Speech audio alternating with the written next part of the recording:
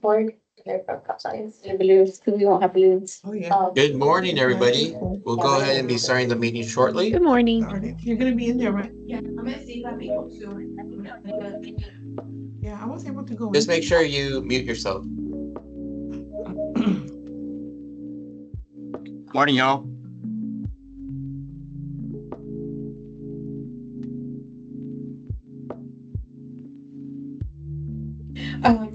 So it's having to do with the power outages.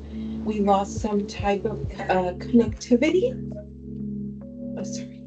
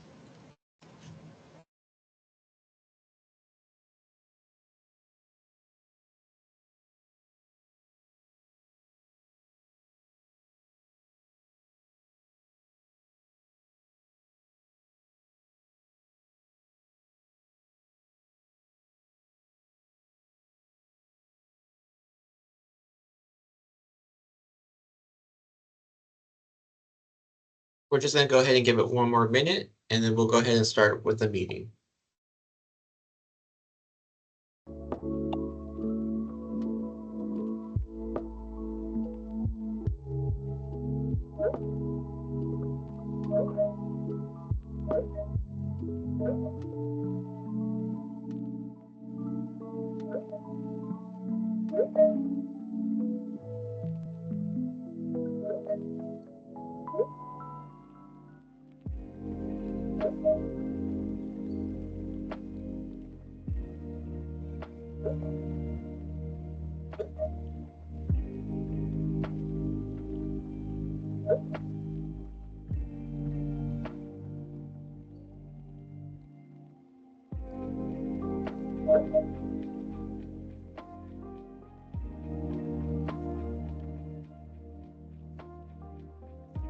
Okay. Good morning, everyone. I call this meeting to order at 9:03 a.m. We will proceed with the roll call with Mr. Secretary Ricardo Lopez. Good morning, everybody. I will now begin roll call. Staff senators, please indicate your attendance by stating aye in Teams chat or out loud. Let me pull up the chat real quick. Okay. Alexis Ochoa? Aye. Thank you. Oliver Lozano? Aye. Antonio Alvarez? Carlos Ayala? Aye. Claudio Portillo? Cristina Rodriguez? Dina Lopez? Aye. Yes. Dina Guerra? Elizabeth Reyes? Elizabeth Salinas?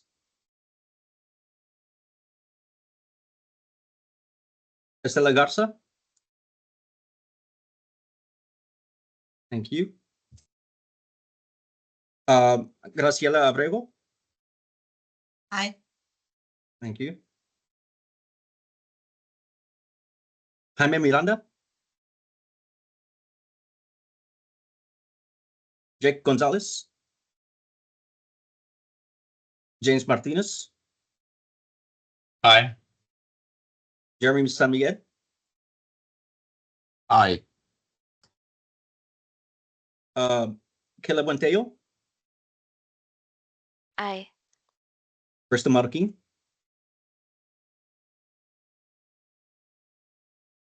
Okay. Crystal Chapo?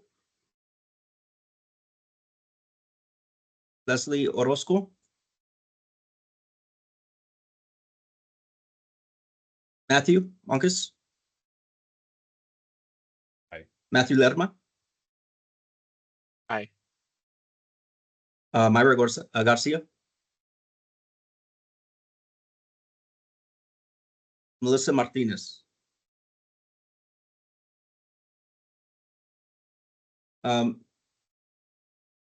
Miraida Torres Avila.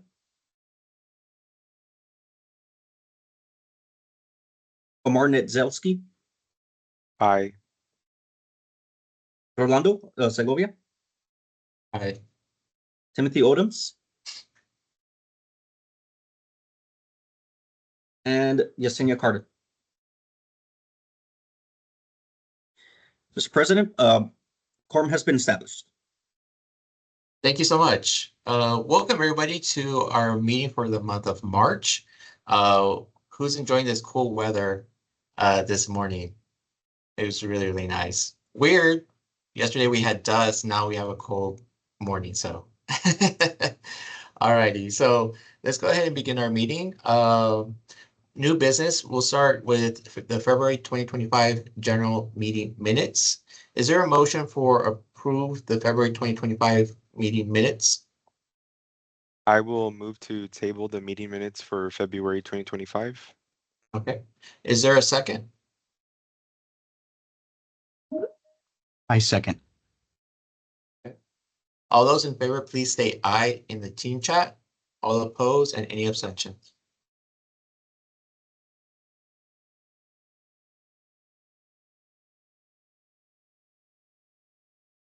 I can't type in the chat, but I. Yeah, I cannot type either, neither. Okay. Oliver, can you look into that, please?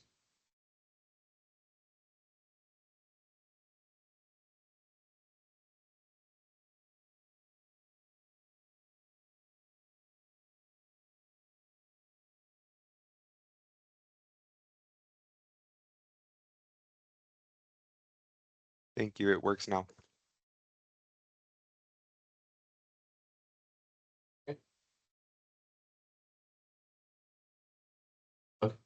The February 2025 meeting minutes have been tabled. So we'll go ahead and move on to our guest speakers. Our first guest speaker is Cordelia Raza. She is a laboratory animal resource. Cordelia? I am the Animal Lab Resources. We're Lab Animal Resources. Oh, so sorry. I'm so That's sorry. okay. You work.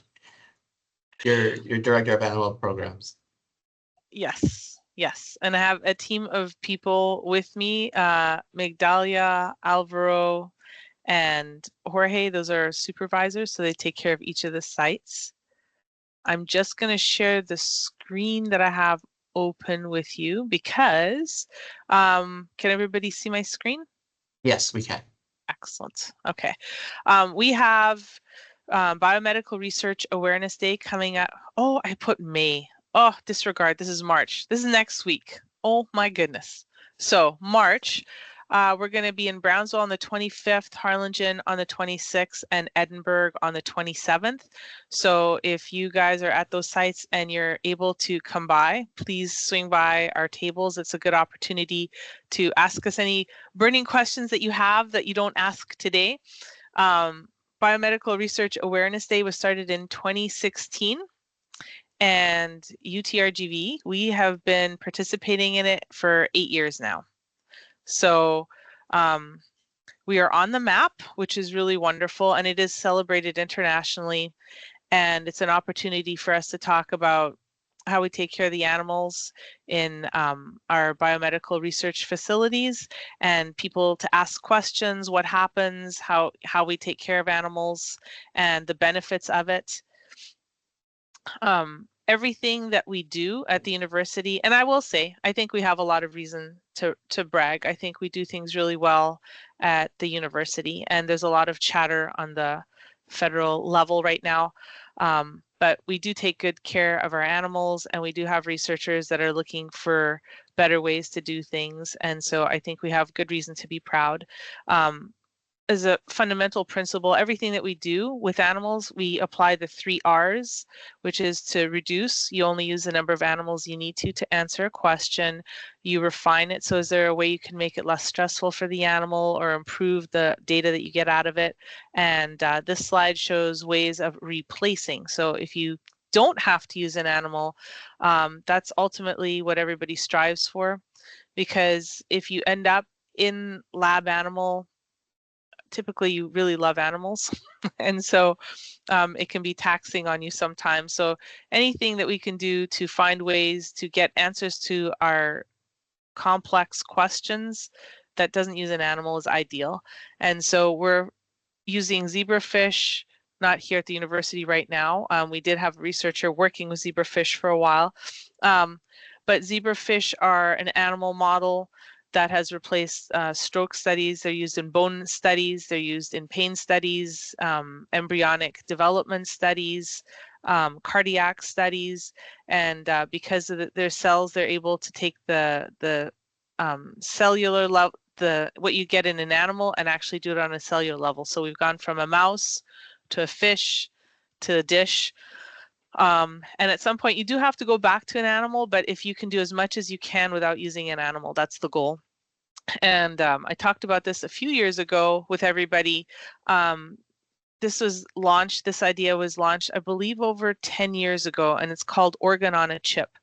And so it has some utility. It hasn't replaced animals yet, but what they do is they take a few cells, liver cells, heart cells, kidney cells, and plasma cells, and you put this on a unit like this, and then you can do drug testing, and you can see how drugs are going to respond on a cellular level without using an animal. Now, it still doesn't put everything together, but you're getting answers to your questions without actually going to animals.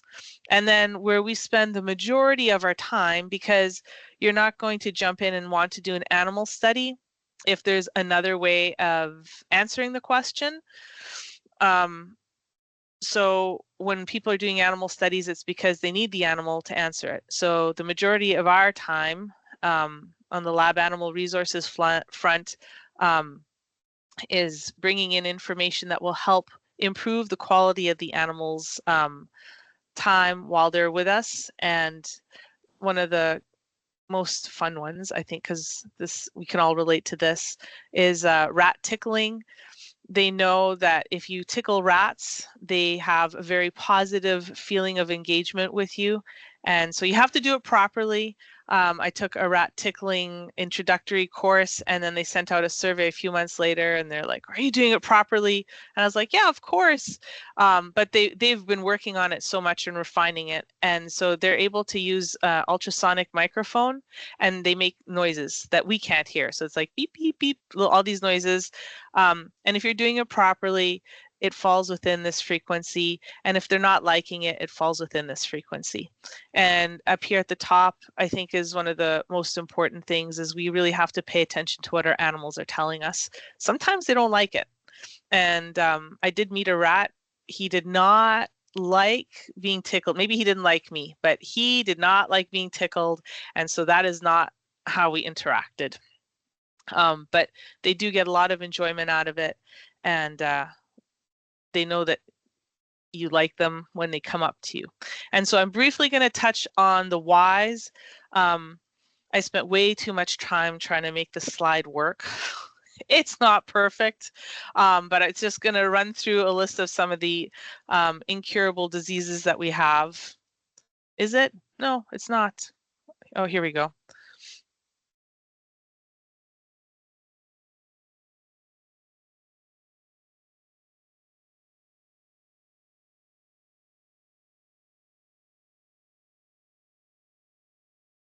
It's just going through some of the different ones. And you can see on there, you probably know somebody or have experience or heard of people suffering from some of these diseases. And this list is 2 years old, and it's not exhaustive.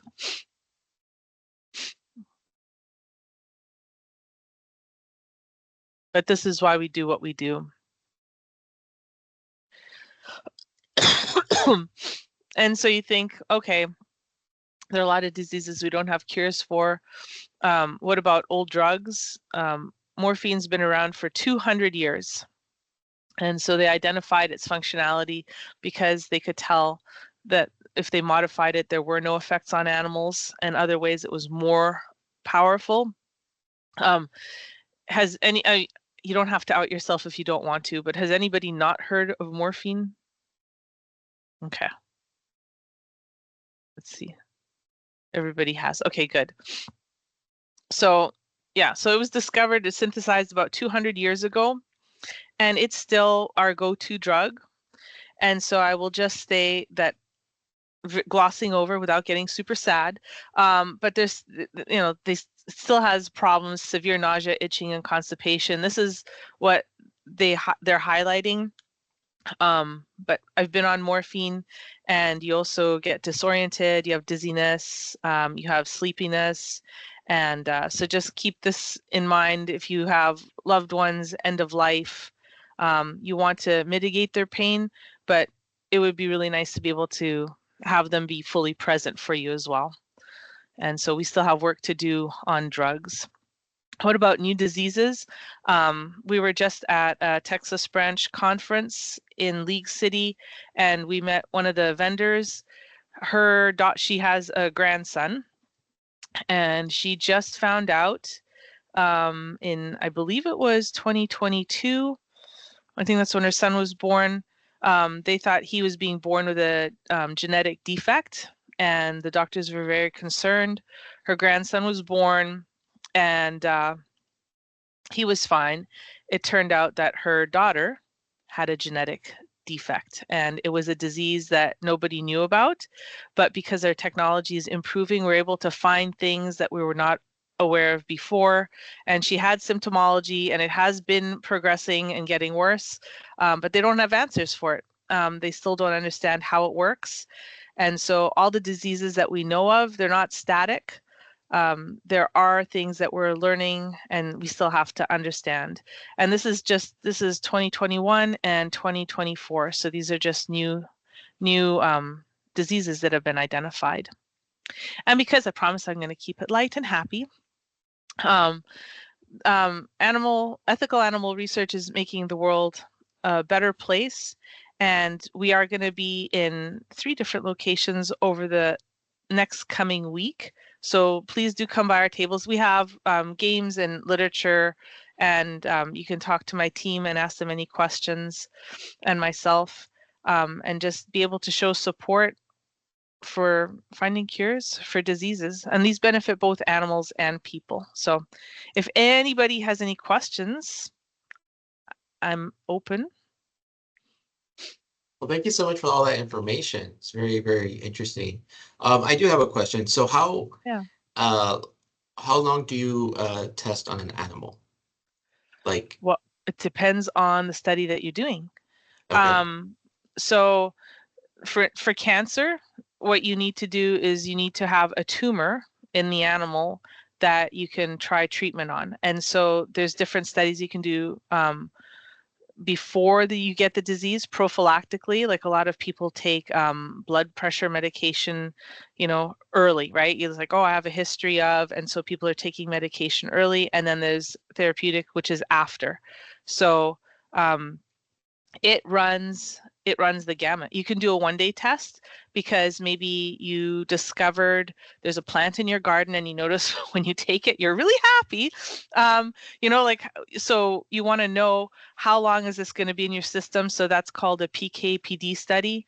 And so you introduce the compound of interest, and then you look at when it shows up in the blood, and you can see that there's nothing in the system when you start, and then 5 minutes later you have more in the system, and then at 2 hours it's peak, and then it drops down. That's why when you take your cold medications, they say take every 4 hours, because they know that like it's peaked around 2 to 3 hours, and by 4 hours it's dropped down, so you need another dosage. And that if your drug only stays in your system for a day, that's a 1-day study. Cancer is going to be longer. Rheumatoid arthritis studies are going to be longer when you're dealing with long-term diseases. We have a number of people doing neurodegenerative diseases like Alzheimer's, Parkinson's-like disease, those are going to take longer as well because you have to develop the study. You have to get the animals to display the disease, and then you have to find out if the treatment's working, and you get that later in age. And so it Okay. really depends. Okay. And also, is it once you are testing on one animal, you just stay with that one disease, correct? You can't introduce a new medication or like use Oh. that animal for different cases, or It really, and that also depends. So if you know that you have something like, so if you're looking at pharmacokinetics, if you're looking at when things peak and don't, if you know that you have a flush out, that stuff flushes out of the system, you know that it's not impacting other, it's not destroying other tissues, you can use that animal again, or you could put them on for a different study that's not going to be impacted for the drug that you were studying. So we have a system where if people aren't going to be using all their animals or they're finished with them, they can put it on our electronic system and it says, hey, we have animals that we're not using. Can you use them? And then other researchers will say, oh yeah, we can use them for this other reason. But to your question about using other drugs or testing them for other things, if there's a way to do it, you want to do it, but it can't compromise your science. oh, thank you for that. Does everybody else have any questions? You can either unmute or put it into the chat for the Director of Animal Care Programs. And I'm open to any and all questions, so you guys can just ask away. Not a question, but Alvaro wants you, if you can talk about your singing and affecting the animals. Oh, yeah. The animals do not like my singing. I used to sing. I used to work at a pharmaceutical company, and I mean, even when I work, I talk to the animals. That's what I do. And so when I was, we were doing oral glucose tolerance testing. That's testing for it's a diabetes study when your sugar peaks, your insulin levels peak, and I would sing to them all the time, and it was akin to rat tickling. They were happy. You could tell because they're coming up to the cage. It was fine. And one day I started singing Celine Dion, My Heart Will Go On, and I had all the rats that I was working with jump ship. They jumped out of the cage. They were running around all over the table. I didn't know what was happening, and I did repeat the study later, and it was my singing. And so no more Celine Dion for the rats. It's very bad and is repeatable. It was very, it hurts your ego quite a bit. But also that is not good because you're doing a test that is impacted by cortisol. So I could have been artificially elevating their cortisol levels and that could have been changing the data. So it was good to know to avoid that song. Oliver Lozano asks, curious when or what happens when the animal retires from the study. So depending on the study, for the most part, the studies that the answers that we're trying to answer, we require the tissue for analysis, and so they will be euthanized. So that means it's a good death. That's something my team's on here, they can attest to. That does take a toll on us, but our goal is to make it as painless and it's called a good death, as painless and smooth for them as possible. And so you stay with them for the entirety of it. But then those tissues are taken and analyzed, and that's how we get the answers as to if something is working or not. A really big part of refinement, and one of the things that we do is that we have imaging stations. So it used to be historically, for instance, I'm going to just use cancer because that's everybody understands how cancer progresses and grows. It used to be that you have to do a study and you'd have 10 animals that you give cancer to, 10 animals that you give the treatment to, like high dose, low dose, and whatever, maybe 3 concentrations. And then you want to know if the treatment is working. And so then you'd have to collect some of those tissues from those animals. So they'd have to be euthanized. And that would be at day 7. And then you'd look at them again at 14 days and maybe a month. And so you're using all of these animals. But now what we can do is we can take the animals themselves, so there as a control. So maybe you can, do a study with just 20 or 30 animals instead of like hundreds, because you start out with those animals, you image them, you see they don't have any cancer, you give them the cancer, you see the cancer, you see it growing, you give them the treatment, and you put them in the imaging unit.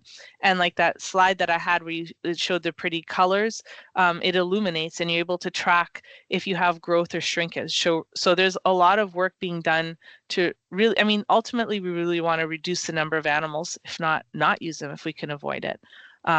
But let me know if that answers your question, Oliver, if you have more. Would there ever be software solutions to simulate experiments? Sometimes there are, so my favorite example of software, yes, absolutely.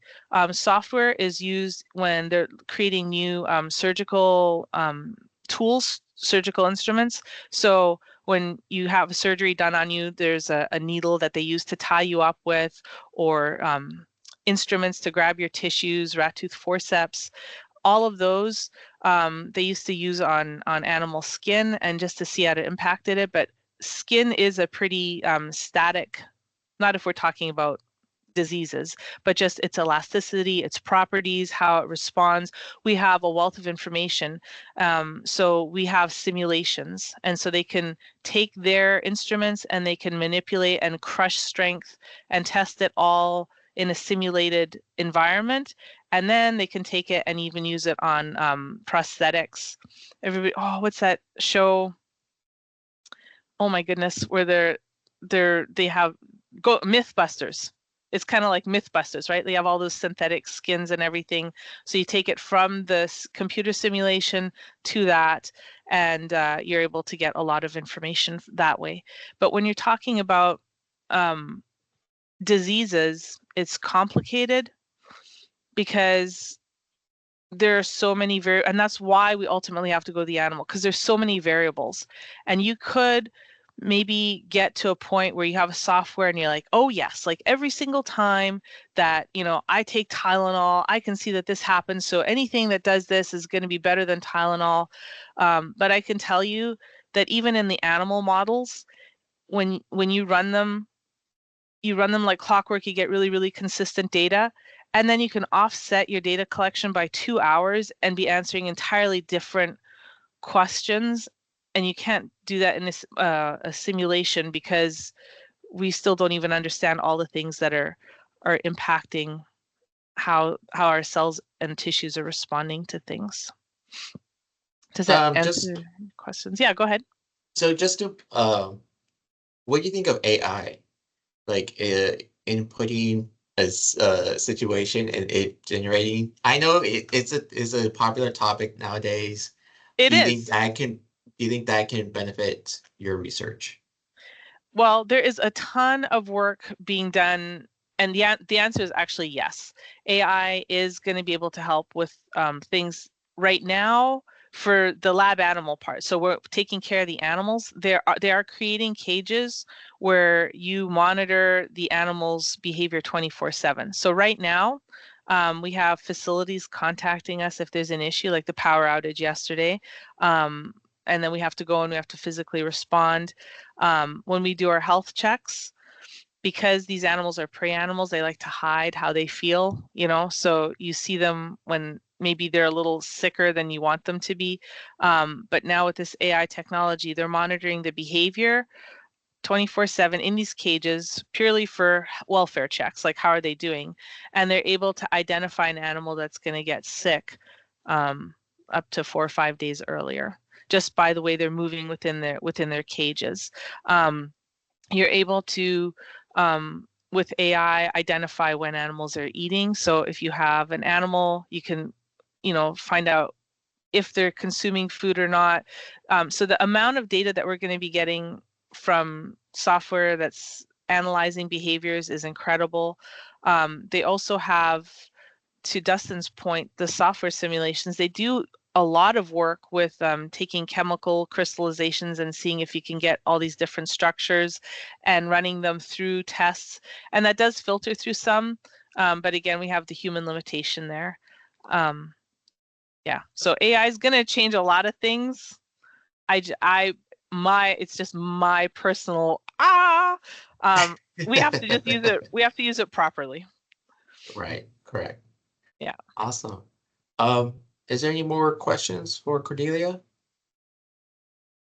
I just wanna make a comment. I know that people sometimes are very skeptical about using animals, but I believe, personally, this is my personal opinion, that this research that you guys do have a greater purpose of helping humanity. And so I'm very happy that you're doing this. I guess this information awareness day, because show the benefits that the university is getting from this research. And so personally, I'm very proud that UTRGV is contributing as part of this research that will help in the future for humanity. So congratulations for that. I just want to say that. Thank you. Thank you, Graciela. Hopefully you come by one of the tables. That'd be great. I will, because it's very interesting. It's very interesting to learn, because sometimes we speak and say things without actually knowing what it's all about. Once you get knowledge on it, you see the perspective, the other side of the coin. So I'm glad that you're doing this, and congratulations. Thank you. Okay. Is there any other comment or questions for Cordelia? And if you guys are shy to answer any questions, David has a question, but you guys, you have my name, cordelia.ross@utrgv. You can feel free to ask a question anytime if you're just shy about asking it in person. Go ahead, David. Hey, hi there. Good to see everybody again. Real quick, are we doing any animal research for animals? Oh, yes. Almost any study that we do for humans ultimately benefits the animals. My favorite stories, well, I have quite a few of them, but I think the most beautiful story of the back and forth is the work that we did for prosthetics for veterans and people who'd been paralyzed or in accidents and lost use of limbs. And so we generated prosthetics for them with dog models. So dogs are given prosthetics, and then things that worked with their body mechanics and everything that was modified and then adapted and given back to people. And then when it went back to the people said, well, this is good, but it hurts here, or it's not super great here. That was modified, and then it went back to dogs. And so now we have incredible dog prosthetics. And so it's always a dialogue. Our diabetes medications, if anybody has a diabetic cat, what we find also impacts our pets. So we talk about humans, but it's for all of us. It's for all of us. And I saw somebody ask a question about tinnitus at some point. There is research for tinnitus. Nobody at UTRGV is doing it, but there is research into tinnitus as well. Awesome. Well, I don't see any more questions. Does anybody else have any more questions? Cordelia, as a veteran and somebody that has tinnitus, thank you so much for your work. I appreciate it. Oh, thank you, Carlos. Awesome. Well, thank you so much for your time, Cordelia, and all this great information. We'll be posting the flyer on our social media so people can attend. Thank you for you and all your team for all your research. Thank you, guys. Okay, so our next guest speaker is Emilia Trevino from Human Resources and Talent Development. Emilia? Hello, everybody. Good morning. I apologize in advance if I am a little blurry or I freeze. It's just that the internet here at our office is a little spotty today. So we're doing what we can to make things work. Cordelia, thank you so much. Like always, what a great presentation. And it's always nice to hear about all the amazing things that you and your team are working on. And thank you guys for having me today here again. I'm here to talk about National Student Employment Week.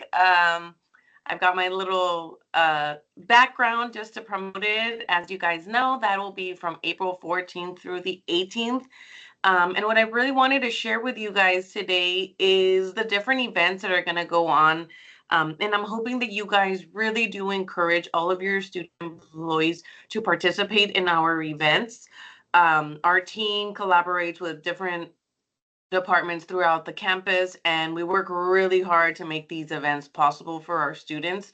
And so we really want, good attendance, good participation. It all comes with your help, right? As the supervisors, giving your students that opportunity to go to these events and not keep them in the office. Like I said, they're little events throughout the week, and they do so much for us that, it doesn't take a lot for us to say, hey, from 9 to 10 or 10 to 10:30 to join for the event. So I will share these with you as a PDF, but I do want to share my screen, and that way you guys get to see. So let me know if you can see.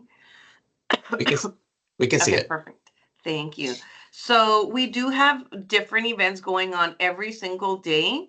On Monday, the 14th, we will have an event in the morning, which will be just donuts and coffee. It's kind of a grab and go event. The students can just go by, get their little donut, get their coffee, and be on their way. That's from 9 a.m. to 10:30.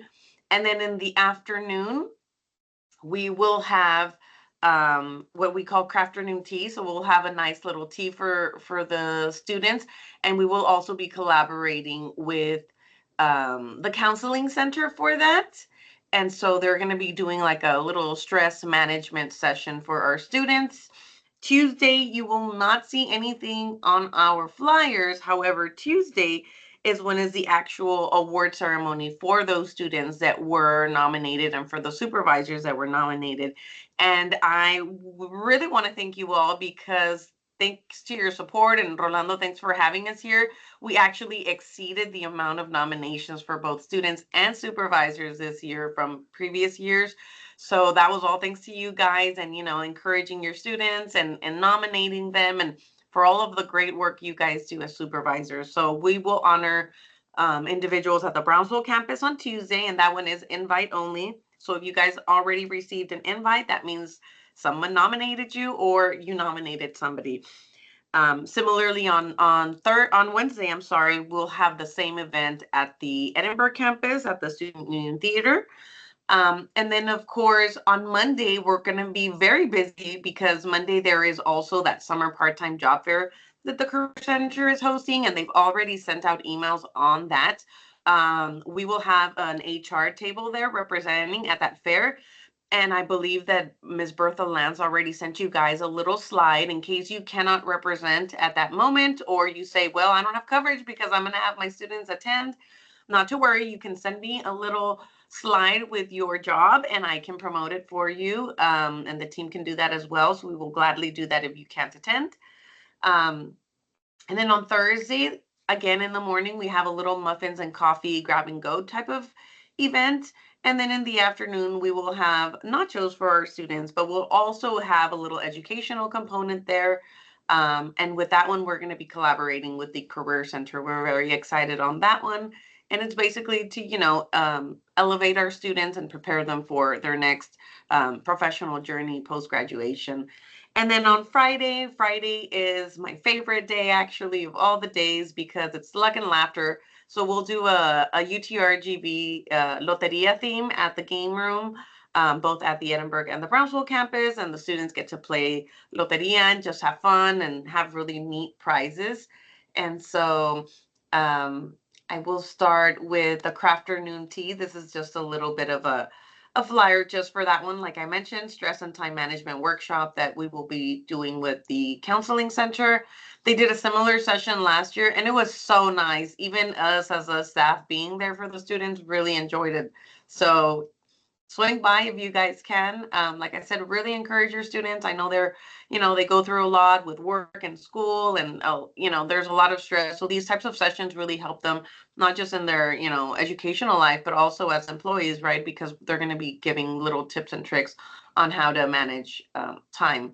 Like I said, also the little grab and go donuts and coffee at both campuses. we will also have, oh, my little thing doesn't let me click. Here is a job fair for both campuses that the Career Center is hosting. We've got our muffins and coffee, and which looking at it just makes me hungry. And then we've got the nachos. And then, of course, the theme is Career Launchpad. And this is what is hosted by the Career Center for us.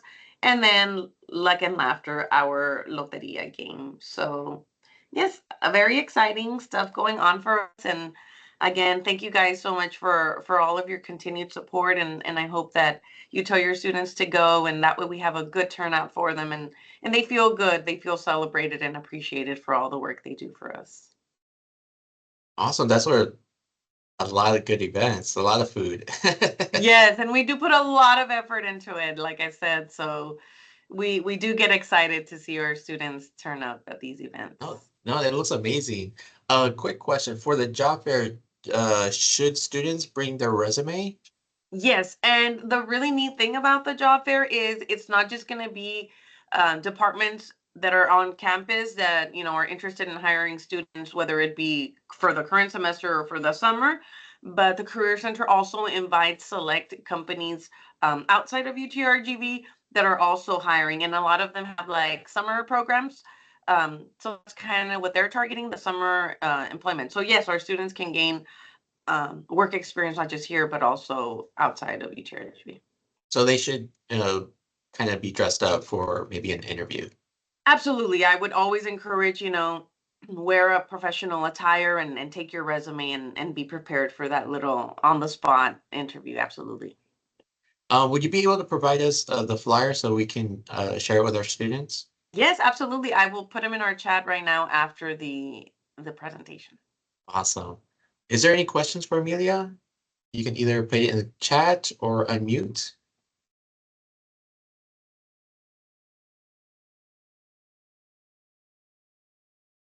Hi Amelia, good morning. Hi, good morning. Is the funding still the same? Like, I mean, because I know in semesters past we've had problems hiring more students because the financial aid funding was pretty much expended. So has it increased? Has it decreased? Is it in danger of being? I mean, that's kind of what's concerning. Yeah, that's a good question, Carlos. And actually, we don't manage that. That's more financial aid. I know that they do have everything on a first come, first serve basis. So the sooner that you put in that request for that student, the better, right? The more chances you do have of getting that funding. But it doesn't hurt to ask them at, just email them at workstudy@utrgv.edu. I always try to ask in advance myself because, again, I don't have a lot of funding in my department either. So I just want to make sure that I have my students. But yes, as I know, funding has not, stopped or anything. I just know that funding does run out quickly because there is a lot of demand. Awesome. So is there any other questions? I know Hector put something on the chat about the flyer, but yes, I will absolutely share it with you guys right now. Awesome. Looks like everybody's excited about this event for our students. Yeah, so put them on your calendar, guys. And like I said, please, give that little time for your students to attend. And again, also, if you guys want to do anything for your students, please, I encourage you to do so. I know in years past, different departments have done little treats for them on their own, or they've even taken them out to eat or bought a pizza, a little extra something to brighten their week. Just like we like to be appreciated, they also like to be appreciated. Exactly. All right, Amelia. Well, thank you so much for this information. And again, anytime you want to come by Staff Senate, we'll be happy to have you. Thank you, guys. I really appreciate it. You guys have a great day. Likewise.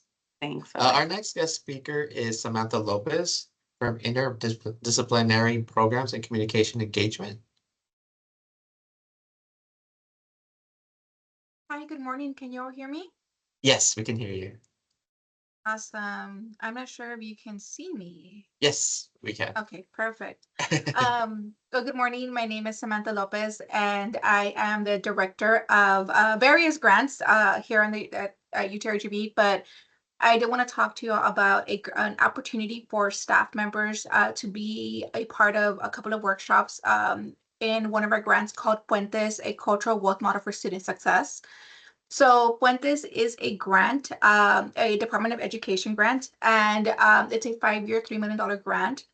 And the main reason for the grant is to help raise graduation rates here at UTRGV and lower drop fail rates for our students. Through that, we are actually offering workshops for faculty and for staff. We have 2 faculty workshops where we have 10 faculty members in each workshop. And one workshop, they have to create a new ethnic studies course. And another workshop, they have to submit their syllabus as well as create a new assignment where students can feel seen in the classroom. So the main point of Puentes is to create a sense of belonging for our students here at UTRGV. As most of you know, UTRGV is a very different university. We're kind of in a bubble here. A lot of our students work full time, or sometimes they work to help their parents pay bills, or maybe they're a caretaker for their grandparent or their parent. And oftentimes even our students don't even have vehicles to come to campus. You know, oftentimes they get dropped off. And I always share this story. I always try to share this story with other staff members and faculty members, because we have a consultant who comes in and does these workshops for us. And the consultant comes from Notre Dame. And she shared with us that at Notre Dame, a lot of students fly in on their private jets to get to class, while here at UTRGV, you know, our students sometimes don't even have vehicles. So it is such a difference, and we want to see our graduation rates go up here. So what we kind of do when it comes to Puentes is, for our staff workshops, we pick 10 staff members who are student facing, so who deal with students on at least a daily or weekly basis. The workshops are from September through May, and they're about once every 6 weeks. They are normally on a Friday, normally from 1 p.m. or 12:30 to about 4 o'clock. Since they are considered a developmental workshop, you don't have to use any type of sick leave or vacation leave, because it's part of your work here at UTRGV. So in order to do that, we do ask that when you do apply, that you get a letter of support from your supervisor, just letting them know, hey, I have an opportunity to apply for this workshop. And with this workshop, you are able to that you're able to leave on those Fridays that the workshops are occurring, that you're able to step out of your office.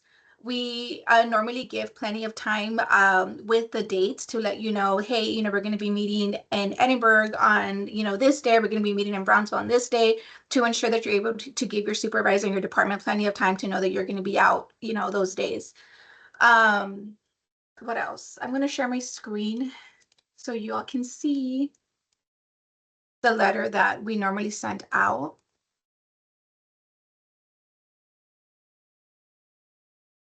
Okay. So this is normally the letter that we send out. I normally send it out through the staff listserv. You should be receiving it sometime next week.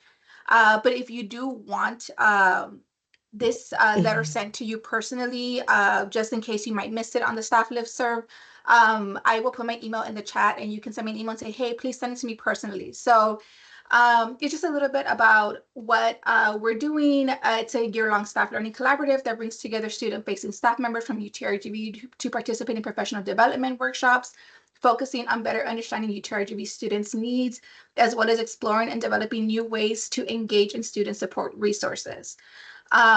This brings staff together to establish an ongoing dialogue about the need for student support resources, cultural wealth, and development of practices to improve student success.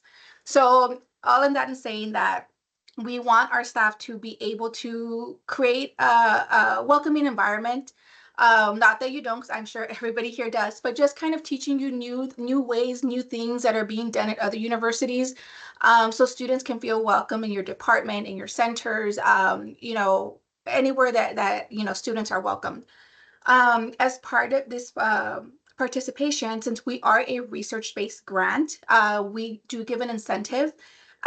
You will receive a $200 gift card for each workshop completed, which is up to 4 workshops. So you'll receive $800 in total through a gift card. I believe it's a Visa gift card for your participation. So part of participating, you do need to attend all the workshops. We normally have 2 to 3 in person, and normally the rest are on Zoom. And you also need to complete the assignments and the readings that you are given by the consultant. And then at the very end in May, you will submit an assignment. Normally, you'll present the assignment in front of your staff, peers, and they're within the workshop, so it's like 10 people. And then from there, you will be able to submit the assignment to us, to Puentes, and then you will receive your incentive after you do that. What else am I missing? I'm trying to, let me see. I feel like it's a lot of information that I'm giving at once. Let me see.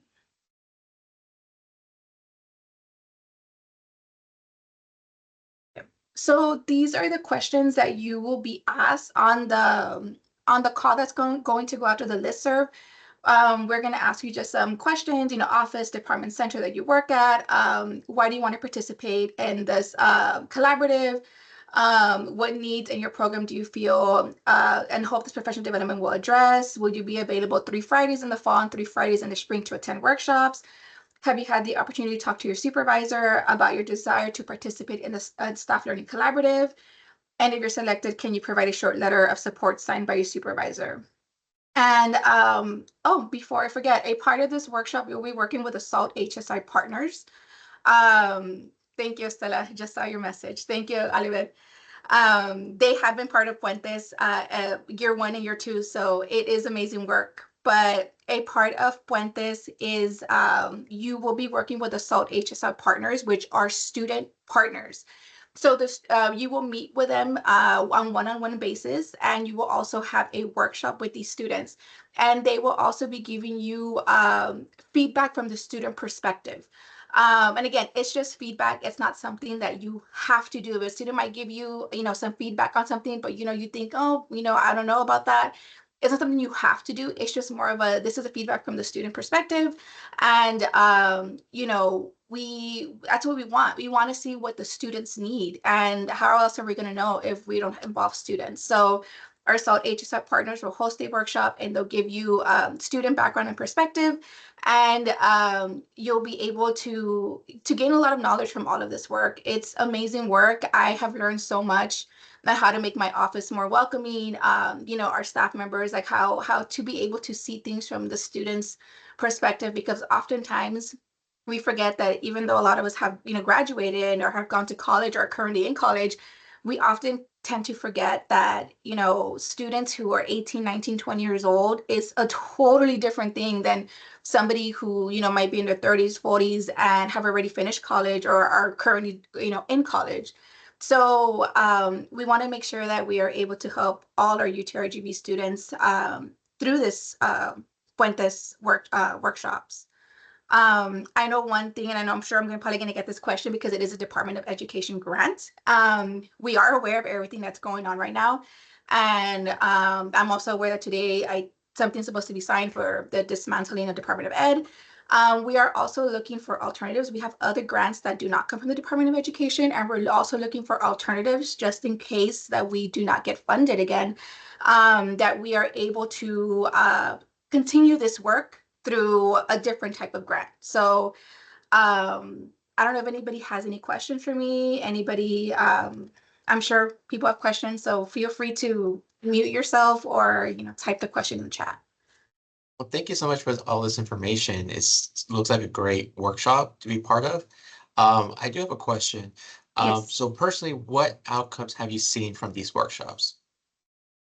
So crazy thing is I had a couple of professors reach out to me early on. I mean, school started back in August, and by the next day, professors were utilizing some of the stuff that they were learning in the workshops, and they were having students email them saying like, You know, I feel so seen, I feel heard, because I feel that, you know, you're involving us in the work that you're doing. You know, you're involving us, you're asking us questions as students instead of just talking at us, you know, you're talking with us. And same thing for staff. Like I kid you not, almost everybody that comes into my office always tells me that my office seems so inviting, seems so positive. I've had other staff members as well. And I mean, there's people here, I know Oliver, Selena's here, Estela's here, who have been part of the collaborative these last 2 years. And I get so much positive feedback. I don't know if Oliver, you want to maybe share a little bit of something, how you feel about doing year 2 that you're currently in right now. I guess I'll do like less than a minute, but I think the involvement from all parties, being able to network with all the staff members upon the workshops is quite amazing. The fact that we have some advisors, we have some directors, some assistant directors, some admins. Like everybody plays a different role in the workshops, and I think the end result is just to help out the students succeed. That's the end goal for all of us, right? If we're student centered, we help them come to the university, but also leave successfully and graduate from UTRGV. So I think it's a great reward for all of us, because at the end of the day, we are UTRGV. So we're just one single body moving these students through all the channels from admissions all the way to graduation. So I love the workshops. I love learning from the workshops. Thank you, Oliver. And it's true that a lot of these staff members that are there, they're from different backgrounds. You have some from the sciences, from advisement, from education. And again, like we get to learn from the staff members that are in the workshops, like how they do things in their office. And we learn from each other. Desmond, being part of the workshop is an enlightening experience. It's been great working with fellow staff who are dedicated to our students.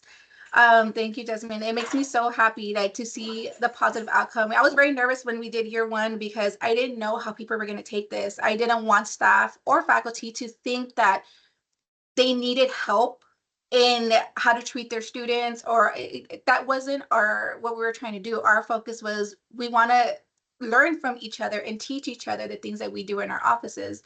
And no, that's not how people took it at all. People took it in a positive manner. So I'm very excited about the work that we're doing. And I hope to be able to continue this work because it's very important work. You know, our students mean the world to us. We wouldn't be here without our students. And we want to continue to ensure that we help them.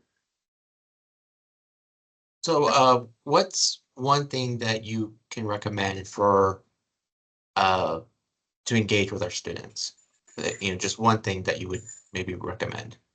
I guess for me, I make it a point that when I come in every morning, I take about 15-20 minutes of my time and I go out and sit with because I have graduate students and work studies and direct wage students. So I rely heavily on my students to help me with this grant because this grant is so big. Because we work with faculty, work with staff, we work with outside entities. So I take 15-20 minutes and I'll go sit out where they're hanging out in my office, and I'll ask them, I'll talk to them about their day. How's your day going? How was your weekend? What did you guys do? And to have my students open up, sometimes they'll even say something along the lines like, you know what, I had a bad weekend. I had a bad day, you know, and we just kind of all talk about it and help them just kind of know that we're here, because oftentimes they'll see staff members and faculty members, and to them they're afraid, they're scared, they feel intimidated by the titles that we carry. And I always tell my students, at the end of the day, that's just a title. Like, my name is Samantha. Everybody calls me Sam. So for me, yes, I understand that there is a little separation there, but I always make it a point to greet my students every morning when they're leaving and make it a point to just talk to them and see how they're doing. That's something that I do in my office. Awesome. Is there any other questions for Samantha?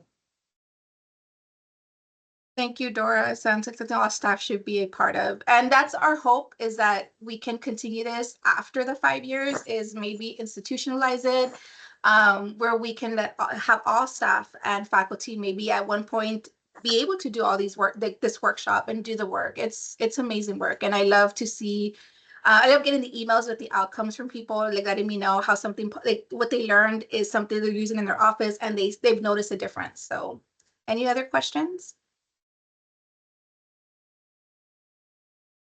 what are the future plans to partner with the Office of Student Success regarding these efforts? So originally when we applied for this grant, we were actually under B3 because we applied for this grant through the Center for Mexican American Studies. We wanted to be under student success, but it was a lot of back and forth because the PI of the grant is actually under College of Liberal Arts. So we were put under College of Liberal Arts. We did go and speak to Dr. Charlton about this grant, and it was a lot of back and forth, but I mean, it'd be amazing to partner with us, Office of Student Success, and maybe even make this grant bigger.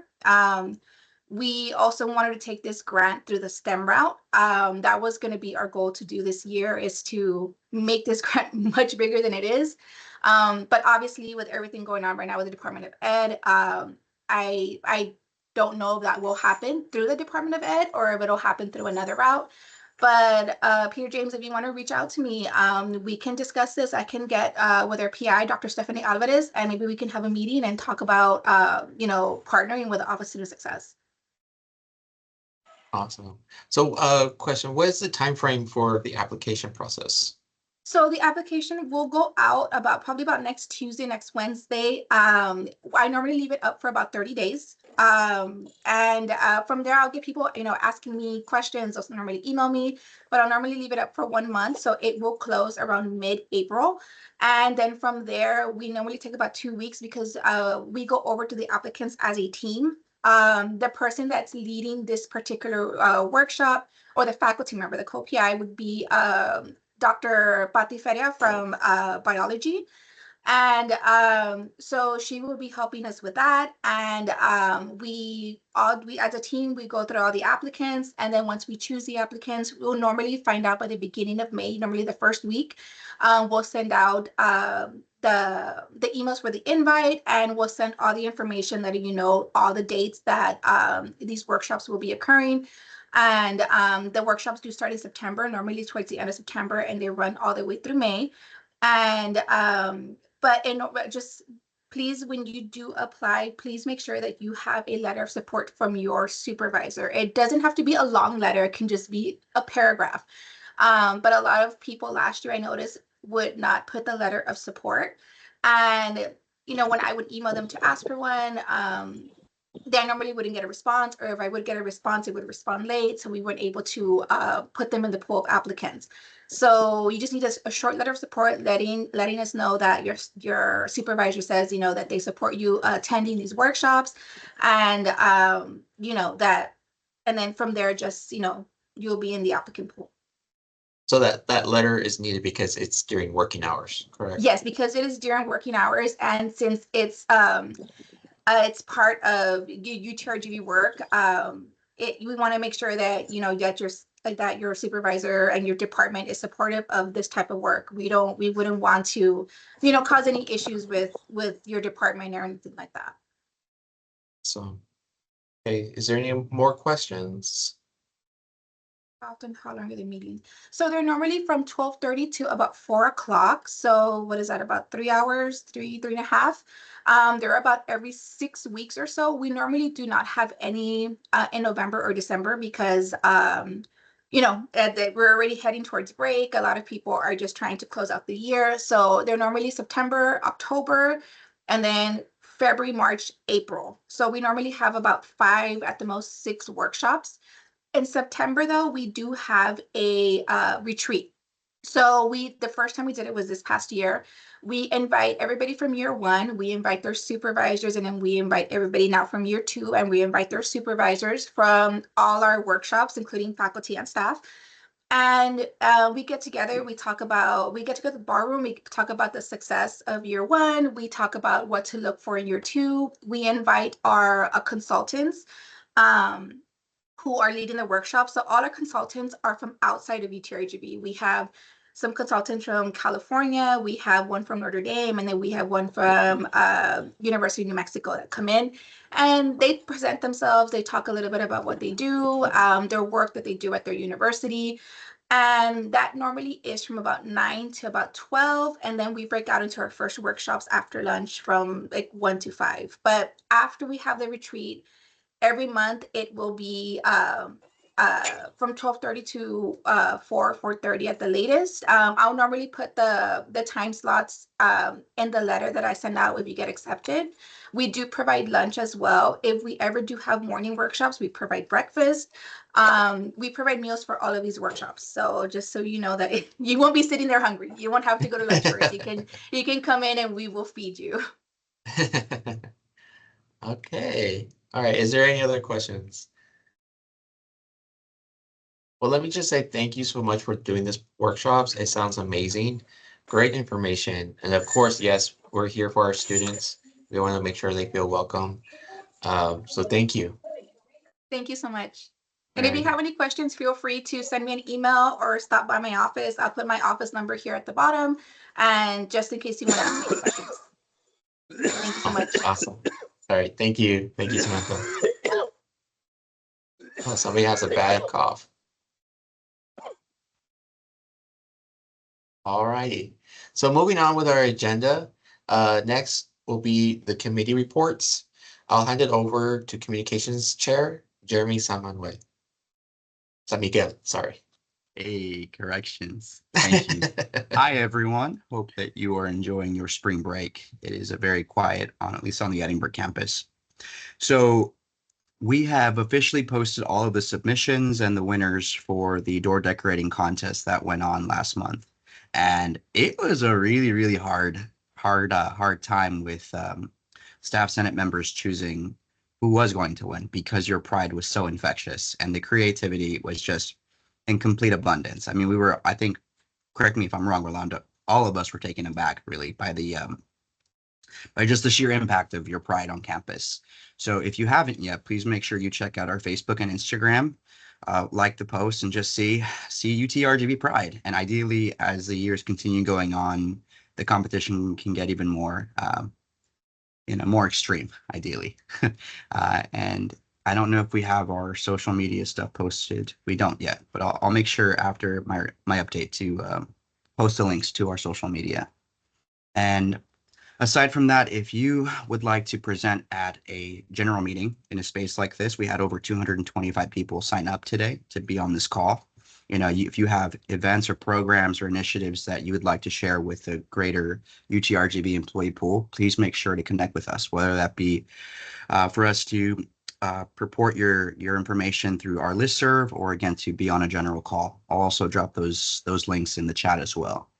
Upcoming, right, as we plan for the future is our graduation campaign. So if you are a staff member and you're planning on graduating from a UTRGV program, undergraduate or graduate level, we want to make sure that we collect your photos and get to showcase your accomplishments because as a student and an employee, it is a tough feat. So when I get to the end of my doctoral road, I hope to be showcased as well. And thank you for all that you do. And that would be the end of our committee report. We will move it over to our Constitutions and Election Committee with Yesenia Carter and Alexis Ochoa. Thank you. Hello, everyone. I'm Alexis Ochoa. I'll be speaking on behalf of Yesenia Carter as co-chair. Thank you for joining us today, and thank you to our guest speakers. Currently, the Constitution and Elections Committee have not had any issues brought to our attention with the Constitution. The committee is getting ready to manage the nominations and elections process, which is coming up. But other than that, at this time, we do not have any other updates to report regarding the Constitution and bylaws. So thank you for your time. I will now pass it over to Omar Nadzelski with the Business Processes and Staff Support Committee. Thank you, Alexis. Good morning, everybody. For two items that we have on feedback submissions, we have no new feedback submissions received since February 2025.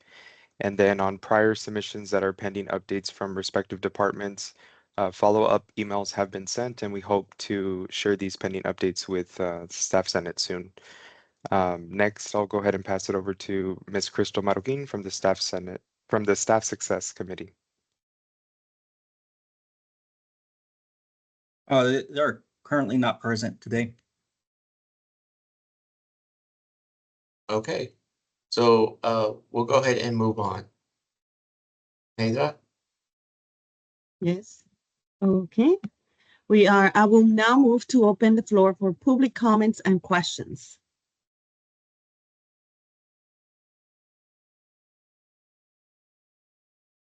if anybody has any comments or any anything that they would want to promote, this is the time you to do so. Can I add one more thing? Yes, absolutely. I got so busy talking about the animals. The second part of in Edinburgh and Brownsville is our students and researchers giving brief presentations about the research that they do. So just remember, you can come and listen to the actual research that's happening. So is it going to be there at the table, or is it going to be at a different it'll location? be at the I posted the flyer in here. We have it, so it's really close by. So in Brownsville, it's going to be in B Main 1.220, and then in Edinburgh, it's going to be in the library auditorium. And also, we can also join through Zoom, right? Or Oh, that's a Mickey question. I think Yes, there's a you can also see it through Zoom if you can't make it. thank you. Good to know. I'm sorry if I missed it, but for that career, the job fair, for the student job fair, I don't know, how do we get so that my department can set up a table to recruit students for work studies?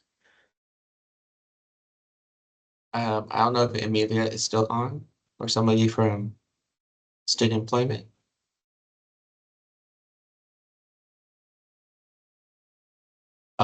If not, I believe you can just email her or student employment, and they can probably assist you with that question.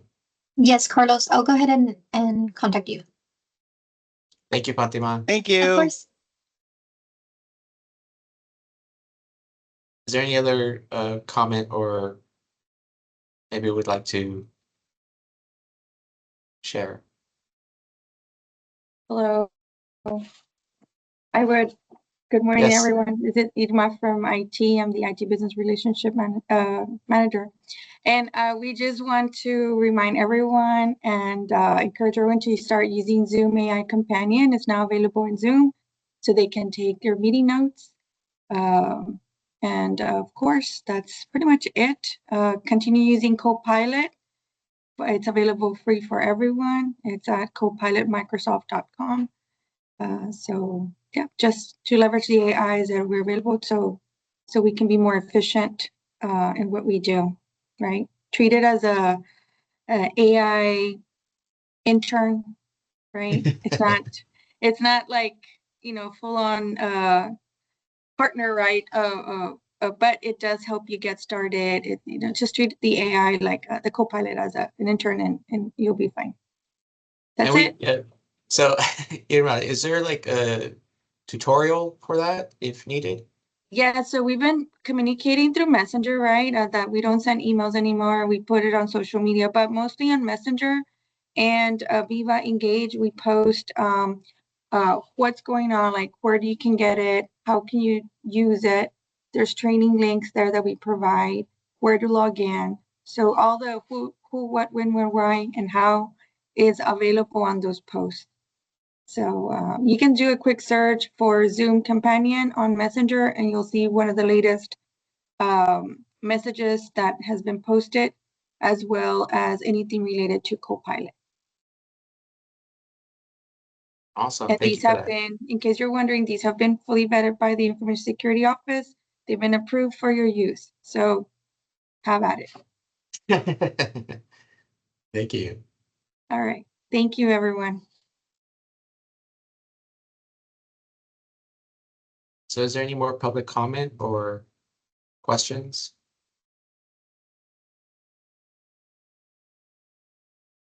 Happy spring solstice. Yes.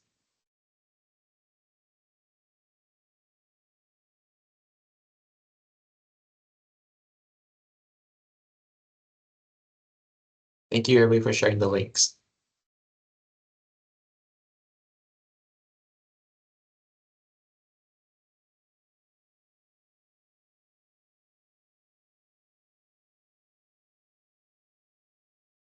Okay.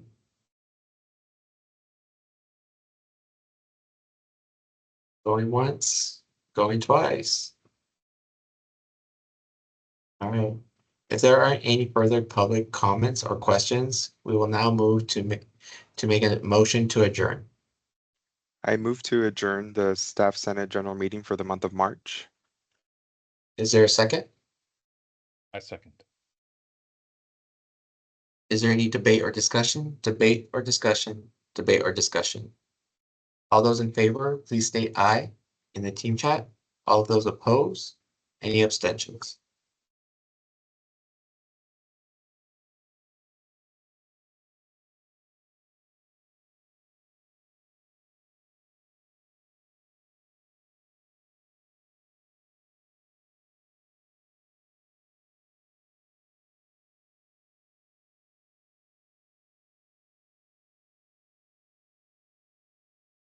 Okay.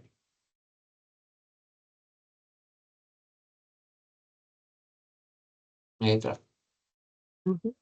Thank you, everyone, and I adjourn the meeting at 10:15 a.m. Have a great day, everyone. Thank you. Thank you, everybody, for attending. Bye. Bye.